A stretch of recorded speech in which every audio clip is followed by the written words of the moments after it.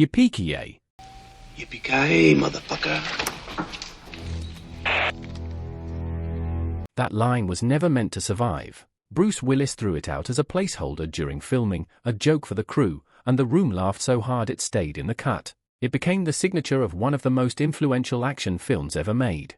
Today we're going behind the walls of Nakatomi Plaza to bring you 15 facts about Die Hard that most fans, even obsessive ones, have never heard. From the A-list parade that passed on John McClane to the real man who dreamed this whole story up and never got his due. From a stunt that genuinely terrified its actor to a Christmas movie debate that was quietly settled by the director himself. Welcome to Sitcom Secrets, where every rewatch reveals something new. Fact 15, the everyman nobody wanted. Here's a fact that changes everything you thought you knew about John McClane. Before Bruce Willis walked through Nakatomi Plaza, the studio spent months building a wall of rejection. The role of John McClane was formally offered to Arnold Schwarzenegger, Sylvester Stallone, Clint Eastwood, Harrison Ford, Richard Gere, Burt Reynolds, Mel Gibson, Nick Nolte, Don Johnson, James Caan, Paul Newman, Al Pacino, and Richard Dean Anderson. That's right, MacGyver was on the list. Every major leading man of the era passed. Schwarzenegger wanted to branch out and took twins instead. Eastwood, the screenwriter's actual inspiration for the role, told producers he didn't get the humor. For a writer who modeled McClane's voice on Dirty Harry, that rejection was a genuine shock. By the time Willis came up, he was almost an afterthought, a comedic TV actor from Moonlighting who had never headlined an action film. The studio signed him with something between resignation and desperation. The most iconic action hero in Hollywood history was the last name on a very long list. Fact 14, the TV star who wasn't supposed to be here. Here's one that stops most fans cold. Bruce Willis almost couldn't take the role even after he was cast. When Die Hard came together in 1987, Willis was contractually locked into Moonlighting on ABC. His schedule belonged to the network. The production window for Die Hard was specific. They were working around an unfinished Skyscraper, a summer release deadline, and a director who refused to extend the shoot. What broke the deadlock was a pregnancy. Willis's Moonlighting co-star Sybil Shepherd became pregnant, and the show's production was halted for 11 weeks. Willis, suddenly idle, had a window. He stepped into Nakatomi Plaza during what was essentially an accidental gap in his TV contract. The studio's marketing department was so unconvinced by his action credentials that they reportedly considered hiding his face on early promotional materials. The man who redefined what an action hero looked like only got the shot because his co-star needed maternity leave. Fact 13, Alan Rickman's first film, ever. Before he became Hans Gruber, Alan Rickman was a theater actor. That's it. No film credits. No Hollywood experience. Nothing. He was 41 years old when Die Hard cast him, best known in Britain and New York for his Tony Award-nominated stage performance as the Vicomte de Valmorn in Les Liaisons Dangereuses on Broadway. Hollywood had no idea who he was. The casting director spotted him in a stage production of Dangerous Liaisons in the spring of 1987 and brought him in. Die Hard was his feature film debut, and Hans Gruber was the first movie villain he had ever played. Rickman went on to become one of cinema's most beloved presences, Severus Snape, the Sheriff of Nottingham, Colonel Brandon. But Hans Gruber was where it started, in an unfinished Los Angeles skyscraper, in his very first film, making the rest of the industry look like they'd been doing it wrong the whole time. Some people arrive in a medium fully formed. Rickman was one of them. Fact 12, the studio that bet against its own film.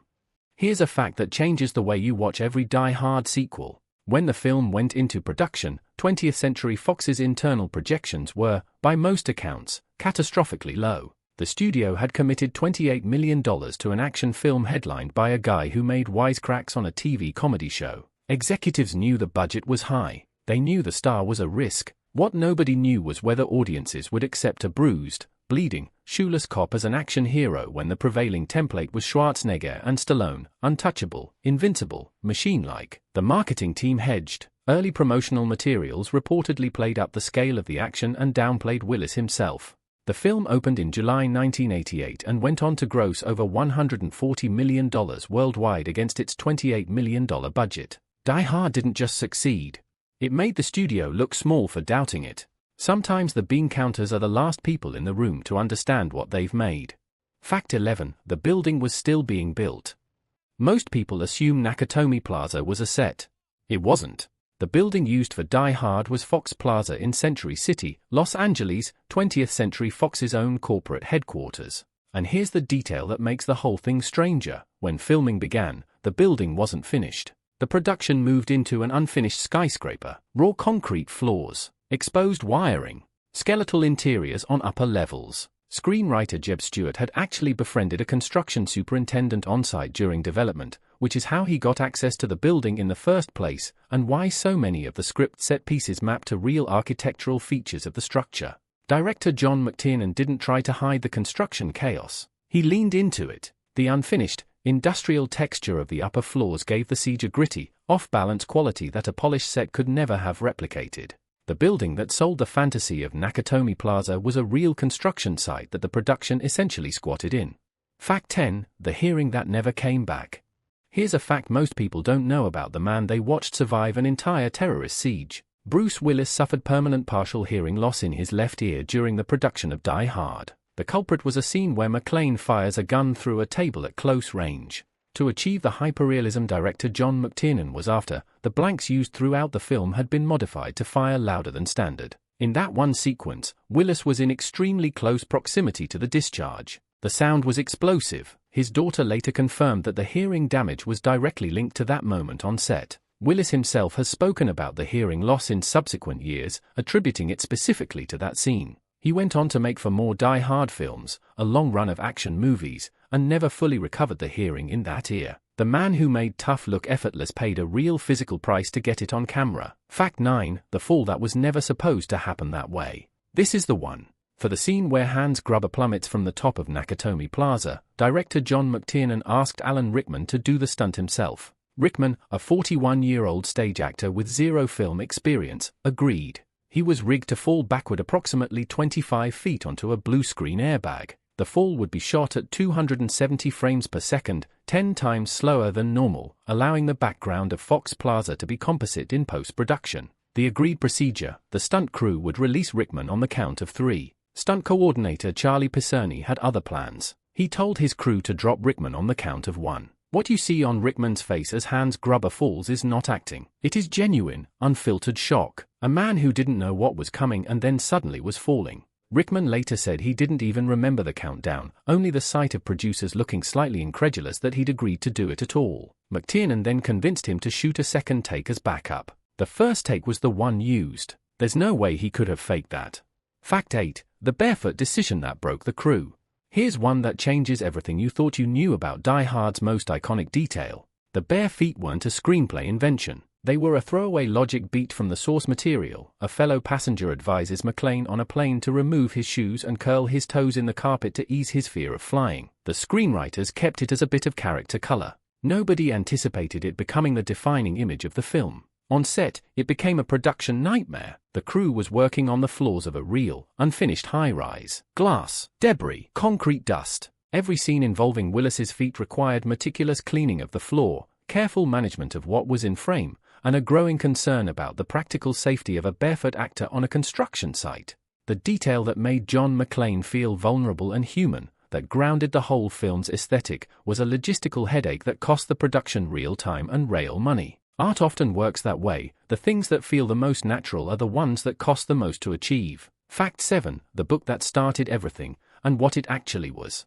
Die Hard is not an original screenplay. The film is based on a 1979 novel called Nothing Lasts Forever by American author Roderick Thorpe, and that novel is itself a sequel. Thorpe had written a 1966 crime novel called The Detective, featuring NYPD detective Joe Leland. That book was adapted into a film in 1968 starring Frank Sinatra. Thorpe wrote Nothing Lasts Forever as a deliberate sequel to The Detective, with an older, retired Joe Leland visiting his estranged daughter at a Christmas party in a Los Angeles high-rise, not his wife, as in the film. The novel's ending is nothing like Die Hard's. Leland's daughter dies in the climax. The story is darker, more fatalistic, and far more morally ambiguous than what McClane ultimately made. Thorpe reportedly conceived the novel after watching The Towering Inferno in 1975, falling asleep in the theater, and dreaming of a man being chased through a skyscraper by gunmen. He woke up and wrote it down. A dream inside a movie theater became a $1.4 billion franchise. Most people who've seen Die Hard 50 times have never read the book it came from. Fact 6. Frank Sinatra was legally required to be asked. Here's a fact that stops most fans cold. Before Schwarzenegger, before Eastwood, before anyone else on that long list of rejections, the studio was contractually obligated to offer the lead role in Die Hard to Frank Sinatra. Because Die Hard was an adaptation of the sequel to a novel that had already been made into a film starring Sinatra, the studio's existing rights deal required them to formally offer him first refusal. Sinatra, who was 70 years old at the time and had largely retired from acting, declined. He was not going to crawl through air ducts or fire modified blanks at close range. The role was then reworked for a younger, more physically active lead and the search began. But for a brief, contractual mandated moment, Die Hard was Frank Sinatra's movie to make or turn down. He turned it down. Bruce Willis got his shot. Sometimes the greatest casting decisions in Hollywood history begin with someone else's paperwork. If you're enjoying these facts so far, do us a quick favor and hit that like button. It really helps us keep bringing you more content like this. Fact 5. The ending where McClane dies. Here's one that almost nobody knows. The version of Die Hard you've seen, the one where McClane saves Holly, takes down Grubber, and walks out into the Los Angeles night, is not the only ending that existed. Early drafts of the script contained versions where the film concluded very differently. The source novel's ending has Leland's daughter die in the climax, a deliberately bleak, downbeat resolution that served Thorpe's more somber thriller sensibility. One scrapped ending circulated in production discussions had McClane survive but be professionally destroyed, fired, stripped of his pension, and used as a departmental scapegoat after the chaos of Nakatomi Plaza. The studio felt that was too dark for a mainstream summer action film. Director John McClane, who had already pushed to reframe the film from the grim terrorist movie into a date movie, kept steering toward a more satisfying resolution. What audiences got was the result of conscious creative decisions to pull the story back from its darker source material. The happy ending was a choice, and it cost us one of the most interesting alternate versions of a blockbuster that never got made. Fact 4. The director who made it a Christmas film on purpose. Here's a fact that ends the debate. Is Die Hard a Christmas movie? Director John McClane has answered this directly. Yes, absolutely, and that was the intention from day one. McClane has stated publicly that he consciously set out to make a Christmas action film, not an action film that happened to take place at Christmas. The production design team worked deliberately to saturate the film's visual language with Christmas, the lights, the decorations, the holiday party atmosphere, the snow falling over Los Angeles. The seasonal setting was not a backdrop. It was a thematic frame, warmth and celebration as ironic contrast to the violence unfolding inside those walls. McClane even cited the single-night structure as inspired by A Midsummer Night's Dream, the idea that compressing everything into one evening gave the film an operatic, classical unity. Every argument you've had about whether Die Hard qualifies as a Christmas film has a simple resolution: the director built it as one. The debate was settled in 1987, in a pre-production meeting that most people arguing online have never heard of. Fact 3. The man who built the franchise and died before it was done. Here's the fact that has stayed with us longest. Roderick Thorpe died on April 28, 1999, in Oxnard, California, of a heart attack. He was 62 years old. He died before Die Hard with a Vengeance had fully cemented the franchise's global reach. He died before Live Free or Die Hard. He died before the series crossed $1.4 billion in worldwide box office. The novel that launched all of it, A Dream Thorpe had in a parking lot in 1975, transcribed into a book nobody initially remembered how to find, had been out of print for most of the franchise's commercial life. One account notes that the success of the films did bring Thorpe renewed attention and some financial benefit in his later years, and there is no clear public evidence that he felt cheated. But what is documented is this: the man who dreamed up Joe Leland, who imagined the Christmas party, the barefoot detective, the European thieves disguised as terrorists, and the girl who's actually his daughter, the man whose dream became one of Hollywood's most durable franchises, watched the whole machine begin to turn, then didn't live to see where it went. Nothing lasts forever. He titled the book that way himself. He just didn't know how accurately it would apply to him. Fact 2. What they all became. Here's one that reframes the whole cast. When Die Hard was released in July 1988, almost none of the people in it were where they ended up. Bruce Willis was a TV comedian who'd never headlined an action film. Alan Rickman was a British stage actor with 0 film credits. Reginald VelJohnson, who played Sergeant Hull Powell, the one cop who actually listens, had appeared in small roles and supporting parts. After Die Hard, Willis became one of the most commercially bankable action stars in Hollywood, anchoring the Die Hard franchise through 5 films and building a career that included Pulp Fiction, The Sixth Sense, and Unbreakable. Alan Rickman became one of cinema's most beloved performers, the Sheriff of Nottingham, Severus Snape across 8 Harry Potter films, Colonel Brandon in Sense and Sensibility. Reginald VelJohnson became the beloved Father Carl Winslow on Family Matters, running for 9 seasons on ABC.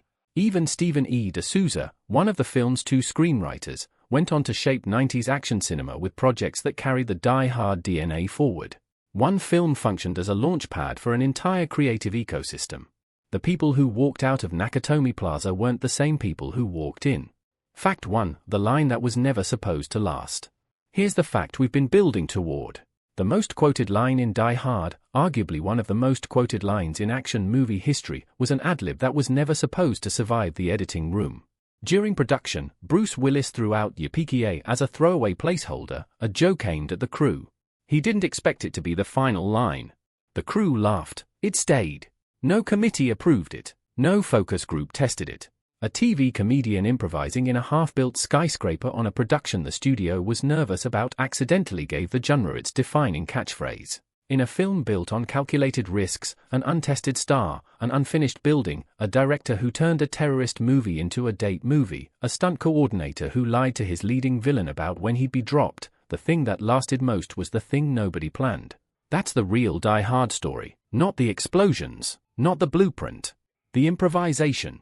The moment someone opened their mouth without a plan and made something that's still being quoted 35 years later. That in itself is a kind of magic.